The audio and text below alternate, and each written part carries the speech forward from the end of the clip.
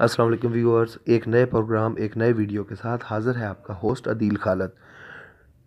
Turkey, Malaysia, Russia और Azerbaijan के बाद आज आपको मैं वर्चुअली लेकर चलूँगा यूरोप की तरफ। व्यूअर्स, जब जिक्र आता है अच्छे कैरियर, वेलफेयर स्टेट या स्टेट लेवल अपॉर्चुनिटीज़ का, तो सबसे पहले जहन में शेंजन कंट्रीज़ और ख़ास तौर पर स्कैंडिनेवियन स्टेट्स का नाम आता है। आज के जदीद दौर में जो ममालिक भी फलाही ममालिक या वेलफेयर स्टेट्स कहलाते हैं, उनमें से कोई भी मुल्क किसी भी एतबार से, चाहे वो लिविंग स्टैंडर्ड हो, एजुकेशनल स्टैंडर्ड हो या फिर जो है वो दीगर वेलफेयर लॉज हों, दुनिया का कोई भी मुल्क शेंजन कंट्रीज़ के स्टैंडर्ड्स को मीट नहीं कर सकता।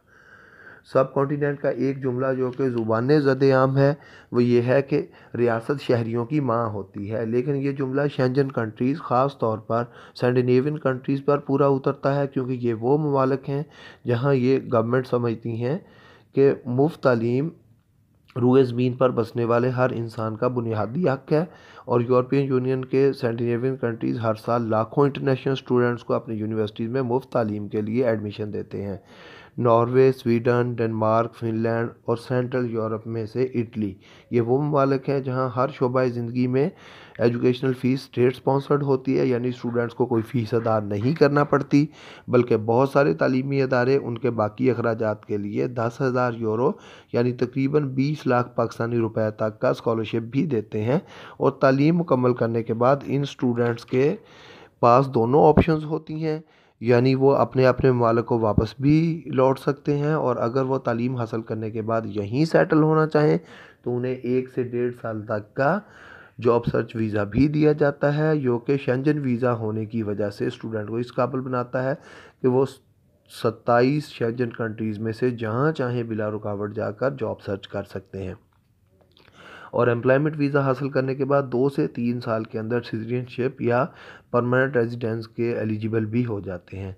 उनमें से फिनलैंड या इटली में तो स्टूडेंट को ब्लॉक अकाउंट भी नहीं देना पड़ता, बल्कि यूनिवर्सिटीज़ में एडमिशन के बाद बहुत सारे एजुकेशनल वेलफेयर के अदारे उन्हें नीड बेस्ड स्कॉलरशिप भी देते हैं। इसके अलावा वो तालीम हासिल करने के दौरान ही 20 से 24 घंटे पार्ट टाइम जॉब भी कर सकते हैं, और इस तरह अपने रेजिडेंशियल एक्सपेंसेस खुद बियर करके अपने साथ साथ अपने घर वालों को भी सपोर्ट कर सकते हैं।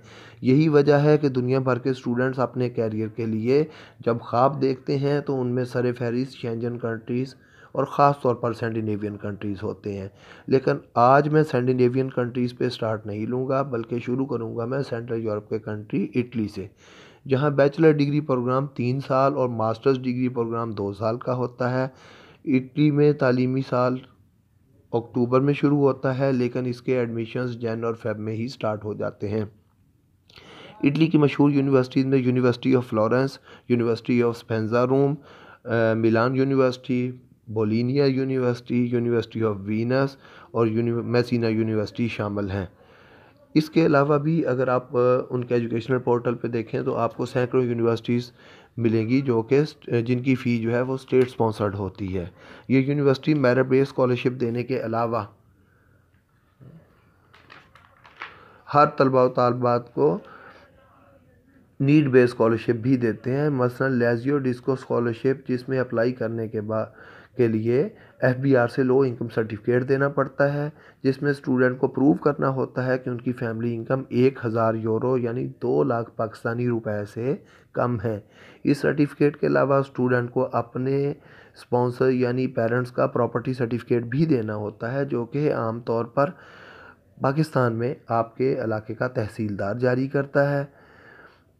इस स्कॉलरशिप के लिए तीसरी रिक्वायरमेंट नादरा की तरफ से FRC यानी फैमिली रजिस्ट्रेशन सर्टिफिकेट है, जो कि नादरा के किसी भी ऑफिस से बआसानी हासिल किया जा सकता है। दरअसल ये सर्टिफिकेट्स कैंडिडेट के ब्लड रिलेशंस यानी पेरेंट्स और बहन भाइयों का तयन करता है।